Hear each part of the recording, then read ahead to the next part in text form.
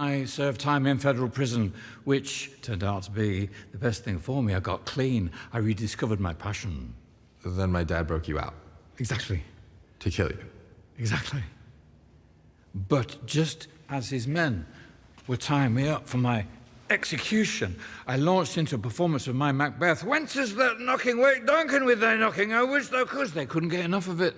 I've been doing weekly gigs for the lads ever since. So you're like his jester? I can give you a quick preview if you like.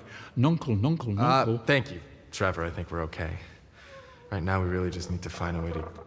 What the hell? What the front? Oh! What is that? What is that? Oh! Who? What's what? That! What is that? You can see Morris.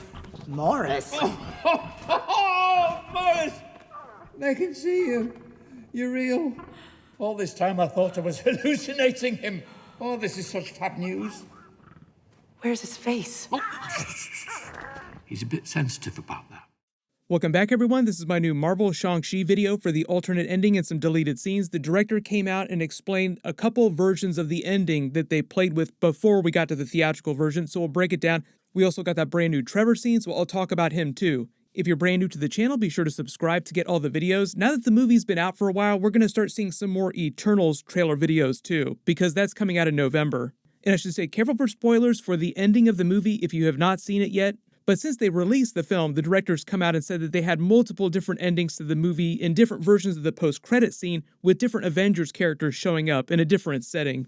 So during the actual ending of the movie, Wenwu, the real MCU Mandarin, even though as he explained, that was never really his name, winds up having a full-on Star Wars Return of the Jedi Darth Vader arc. He and Shang-Chi fight until he's able to show him the true power of the Ten Rings, wielding the same type of dragon energy that his mother did at the beginning of the film, and like Luke Skywalker, is finally able to convince his father that he's wrong. His mother, Wenwu's wife, has not been speaking to him through the Ten Rings. It's been the Dweller in Darkness, one of the cosmic Marvel fear lords from another dimension inside the MCU, who's been gaslighting him this whole time.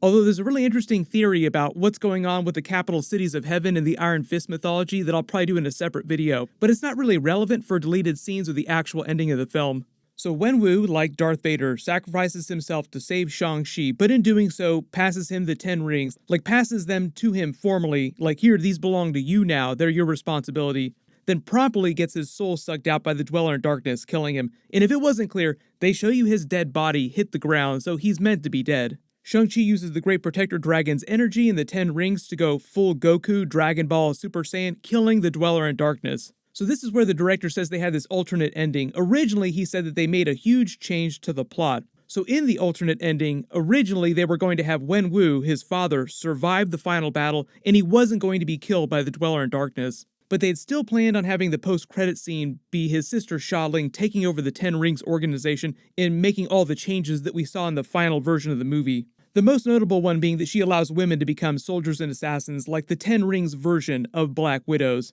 And the stinger message at the end was always going to be, the Ten Rings will return. As in, come back in another MCU project, movie, Disney Plus series before Shang-Chi 2, the sequel movie.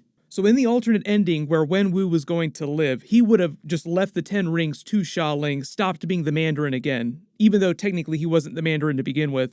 But it would have been similar to what he did earlier in the film when he married Shang-Chi's mother and started his family, because he still would have passed the Ten Rings of Power to Shang-Chi. So then he would have faded into the background metaphorically, not wanting to be evil anymore, wanting to atone for some of his actions, and started being a better father. That was the whole message during their big final fight, is like, your family needs you, stop being so crazy. So he was always going to pass leadership of the Ten Ring to Ling, but in the version where he lived, it would have just happened in a much more formal way. But the end result is the same, mostly. The director said the reason why they decided to kill him off, even though Tony Leung was amazing in the film, is because they said they were going for the most impactful moment, and him dying wound up being a more impactful conclusion to his arc. Like Star Wars Return of the Jedi style, Darth Vader dies to save his children. Although because we have the What If series, like What If Wenwu had lived, if you're a big fan of Star Wars Elseworld stories, there was a comic book a long time ago where they basically did What If Darth Vader had lived after Return of the Jedi, and then started helping the rebellion dismantle the Empire. He starts wearing this white version of his Sith armor. It's just a funny What If version of a Star Wars story.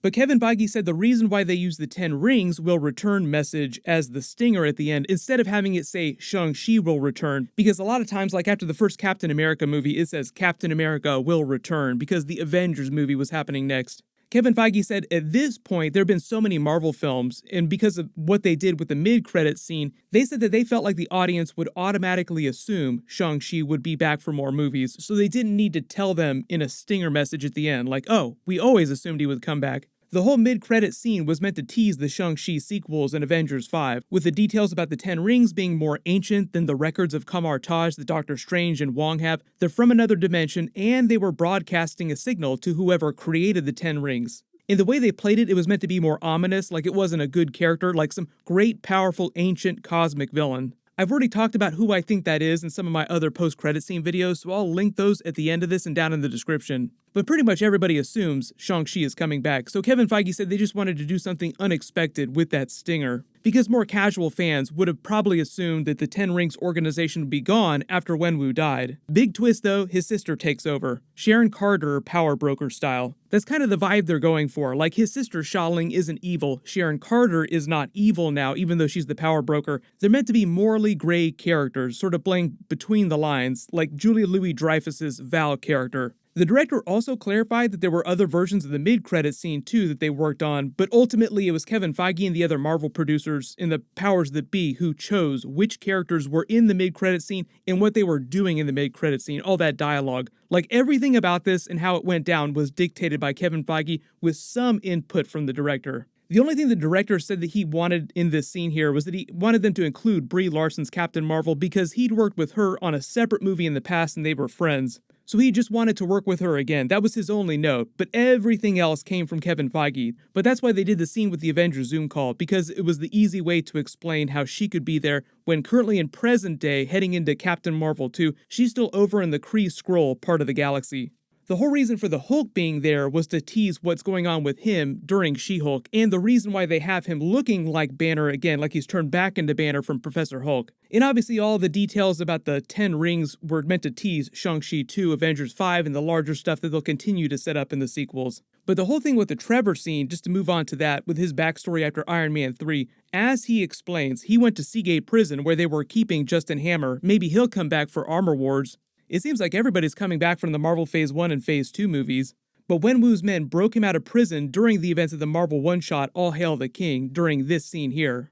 Then as he explains, they took him back to Wenwu's compound after this, and they were about to execute him for creating all this negative attention around Wenwu and the 10 Rings. But he started to act so ridiculous as they were about to kill him that they started laughing and decided to keep him around as their court jester, just doing performances for all of Wenwu's men at the compound.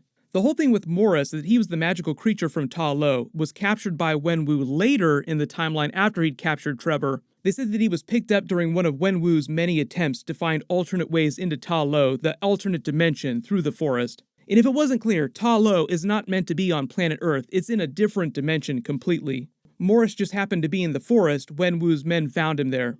The reason why he was able to navigate the maze so easily, though, is because, as he says, he's super old. He grew up with Shang-Chi's mother, even though you can't tell from looking at him.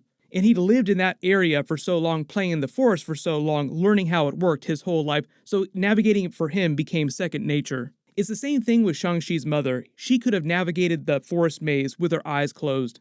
And even though at the end of the movie they don't completely show you what happens to Trevor and Morris, it's implied that Morris stayed in Ta Lo with the others of his kind, and Trevor went back to Earth in the main MCU dimension and they just let him go free. I'm not expecting Ben Kingsley to come back in the sequels, but I suppose there's always a chance for more small cameo scenes. But I kind of feel like they completely paid off his character's arc during the movie. Like the whole point of putting him in it was to explain what happened after this scene, and they did that pretty completely.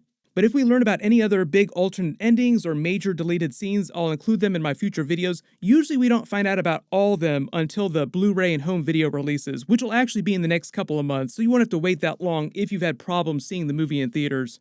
Like I said, Eternals is going to be the next big movie coming out in November. That's going to be a theatrical release. They're not making any big changes to that.